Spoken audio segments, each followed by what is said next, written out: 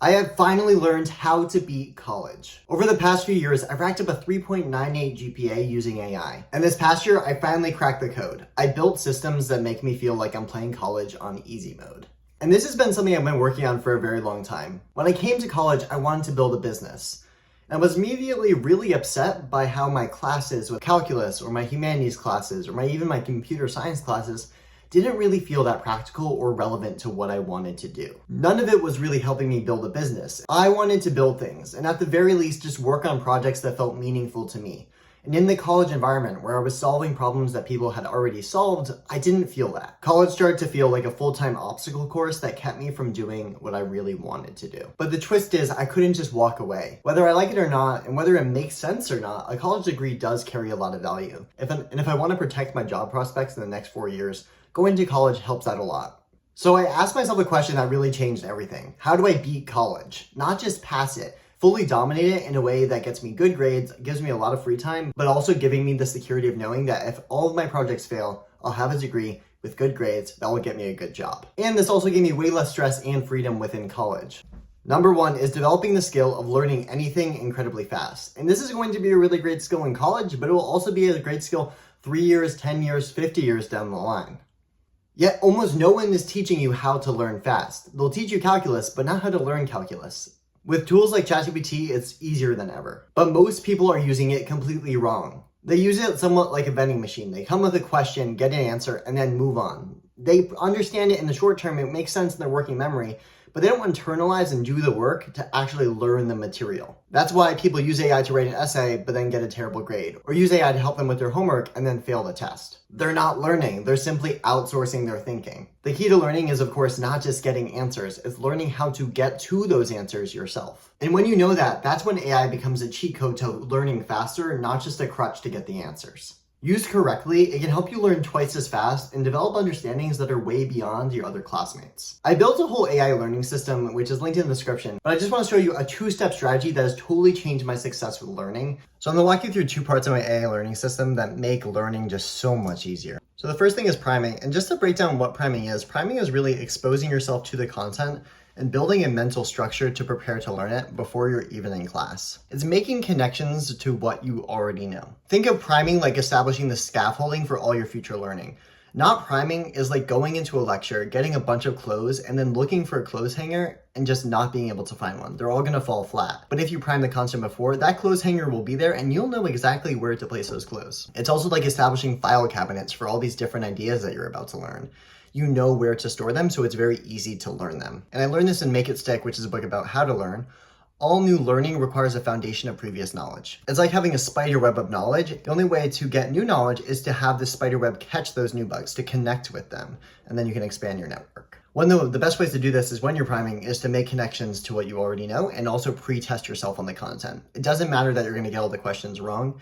The most important thing is that you try to generate an answer to those questions so that you signal to your brain that this is important information, and when I hear it in lecture or when I read it in the textbook, I should pay attention to that. And your brain's gonna be looking to get the correct answers after you get them all wrong. After that, you'll head to your main learning session, which could be the lecture, the reading textbook, whatever you're doing where you're actually just learning the material. And your goal is to encode the information as best as possible. One of the best ways I recommend this is simply asking questions as you go through lecture. Instead of taking traditional notes where you summarize what the professor is saying, write down questions as they are talking that take the content one step further. A great way of doing this is focusing on contextual variation.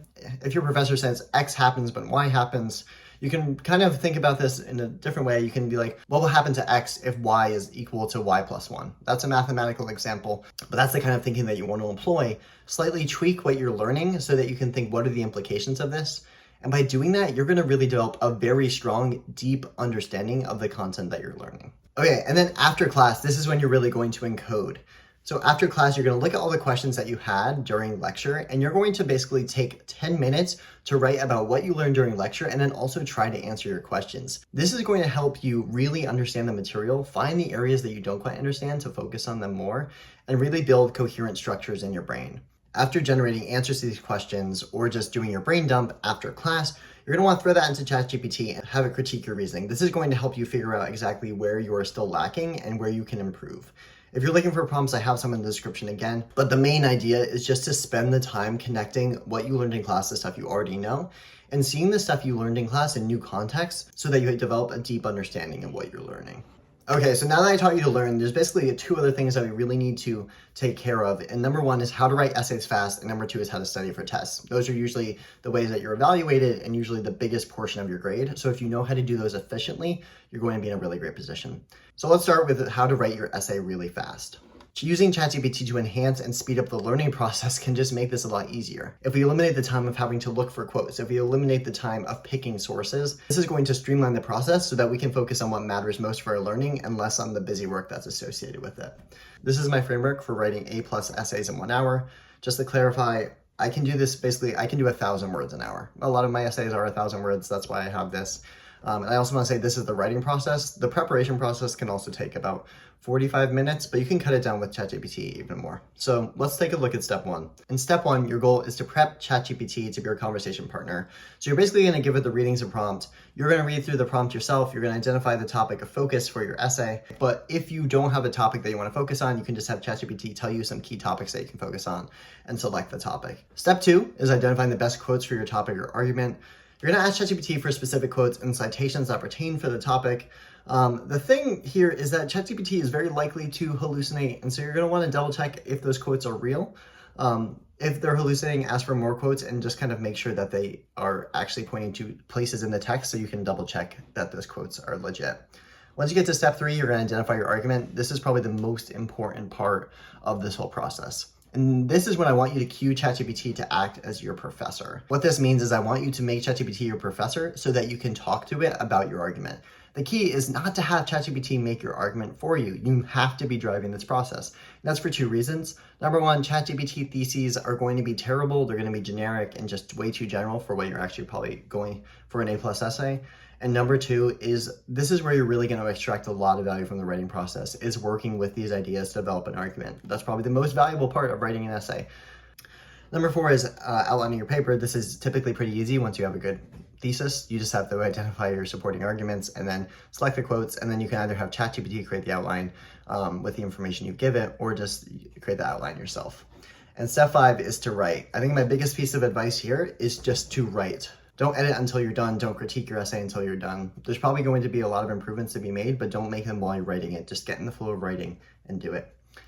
Essays were really hard to crack for me in college, but I've been using this strategy for the past year and I've gotten an A on every single essay I've written. So I feel pretty confident in this strategy for achieving that goal. Last but not least, how to study for a test really efficiently. Again, we're going to be using AI here, but you should be in a pretty good spot before even really seriously studying.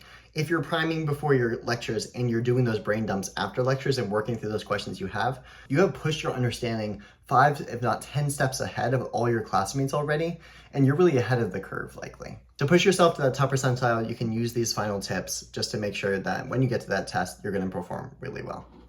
So basically, we can look down into this AI learning process a little deeper, and we're going to look into this idea of testing or refining encoding. Encoding is the process of taking ideas in your working memory. So like if I read a sentence, that's in my working memory, and I'm basically trying to take that and put it into my long-term memory. That goes back to how you connect this new information to the other information you know.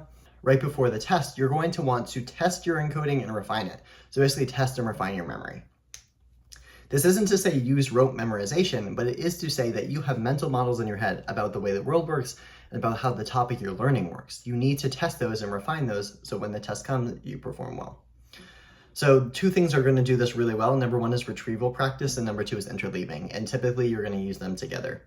So retrieval practice is basically just doing recall. So it's getting practice problems or questions or whatever the test is going to look like and giving yourself that, trying to generate an answer, giving that answer out, and then refining your answer based on the actual, based on what the answer should have been. ChatGPT is really great for this. Again, AI Learning System in the description, it will have prompts to help you do that.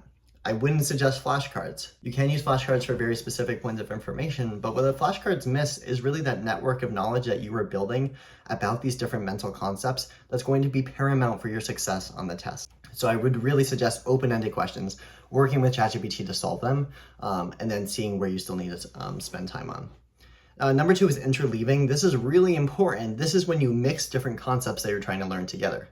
When I get to the end of a quarter, When I get to the end of a semester and there's like 10 topics or even more topics that I've learned about, the worst thing I can do for my studying is to say, okay, on Tuesday, I'm gonna study topic 1. On Wednesday, I'm gonna study topic 2. You need to mix them all together, because when you study one topic at once, you totally forget about the fact that when you get a problem, you don't know what topic it is. You have to choose the strategy. That's often the most important part. And so by mixing questions, something that ChatGPT can do really well for you, you can really excel and get a great grade on the test. Here's the thing, all this stuff is really hard to keep track of, but that's why AI is so helpful. It can help you move through these steps in a really efficient manner and help you focus more on the thinking and the learning and less on the busy work or planning your day or planning your study sessions. This is how I put college on easy mode, and it's allowed me to build multiple businesses and write every day in college. Like, it's really changed everything for me.